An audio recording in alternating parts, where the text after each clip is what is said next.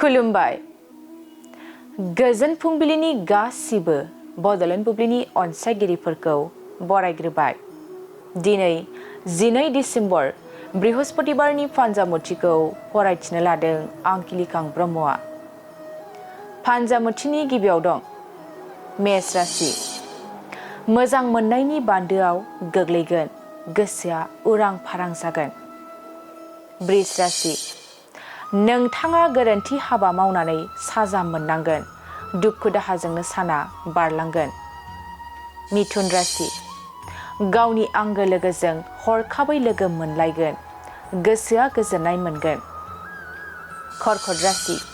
नोंथांनि बिबाना गोजौ फारसे जौगालांगोन, नखराव बयनिबो खुसि फैगोन। सिंह राशि। गोसोनि साननाय हनायफ्रा फेलें थांगोन, दुखु दाहाजोंनो साना बारलांगोन। कन्या राशि। नखराव रांखावरिनि थाखाय नांलायनाय जागोन, गोजोन गैयै थासारि जागोन। तुला राशि। नोंथाङा गावनि खामानिनि थाखाय दाबसे गोजान जायगायाव थांनांगोन, बिसिनि सुखु फैगोन। वृश्चिक राशि।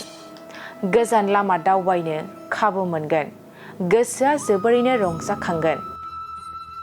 धनु राशि। थांखि जाफुंहोनो साननायाव गुबुना नोंथांखौ हेंथा होगोन, गोसोआ दुखु मोनखांगोन। मकर राशि। माबा मोनसे खामानि मावनो लानायाव खैफोद सोमजिगोन, खामानिफ्रा आद्रा जानानै थागोन। कुम्भ राशि। गोजौ सोलोंथाइ लानो हागोन, गोजौ फारसे दावगालांनो हागोन। मीन राशि। नोंथांनि अहंकारनि जाहोनाव रांखावरि खहा जानो हागौ, साना जेथो गोनां जागोन। दिनै सानसेनि राशि फरायथिनायाबो एसेनोसै। आसा खालामो नोंथांनि दिनैनि साना मोजाङै मोजां थांगोन, बेखौ बड'लेण्ड बुब्लि नखरनिफ्राय मिजिंथिबाय। गोजोन्थों।